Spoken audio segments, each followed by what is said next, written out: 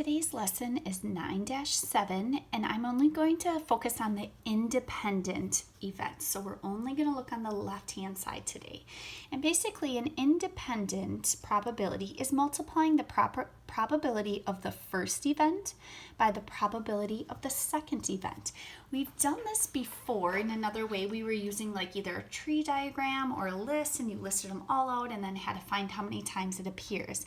So this way is just a little bit faster. So if I have this situation, a spinner with A, B, and C listed on it, and a coin with heads and tails. So the first event, and sometimes I'll put down both events just so I can remember I have two events happening. The first event is what's the probability of spinning an A. So if I look, I have three outcomes, and of those three, there's only one A. So that's my first event. I wonder if these lines are going to get you confused, though. It almost looks like I have lots of fractions. All right, sorry about that. We'll just stick with 1/3. The second event is tossing tails. So I know I have two outcomes. So I have that as my bottom number. And then of those two outcomes, only one is tails. So I found the fraction of the probability of spinning an A, 1 out of 3. The fraction or the probability of tossing a tails is 1/2, and then I multiply them. Hopefully you brought home your calculator. If you didn't, you would just go straight across. 1 times 1 is 1. 3 times 2 is 6.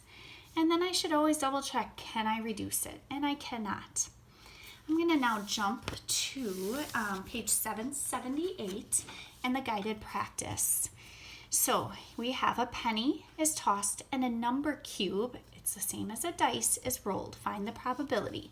So maybe right underneath this one, I'm going to go ahead and find the probability of tails. So I know there are two sides of a coin, and of those two sides, one is tails. And I'm going to do the next probability of the second event. The second event is a dice. So there are 6 sides. And of those 6 sides, I mean, if you really think about it, I even have a dice right here. Of these 6 sides, how many are the number 3? There's only one side that has a number 3 on it.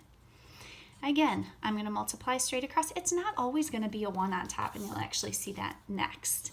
So 1 times 1 is 1, whoops, and 2 times 6 is 12. So there is our answer, the probability of flipping a tails and rolling a 3. The last one here, we have a coin again, so I know the probability of tossing a heads is 1 out of 2. And I'm going to multiply it by my next one. Now this one says odd, so if I think through a dice, there are 6 sides on my dice, and of my 6 sides, how many are odd? Well, odd would be 1, 3, and 5. So there are 3 of them. Then again, you can either use your calculator, do the 1, ABC 2 times 3, ABC 6. That's one option. Another option, again, if you don't have a calculator that does that, 1 times 3 is 3. 2 times 6 is 12. Here's the problem. Without our calculator, we know how we're going to have to reduce. So divide by 3,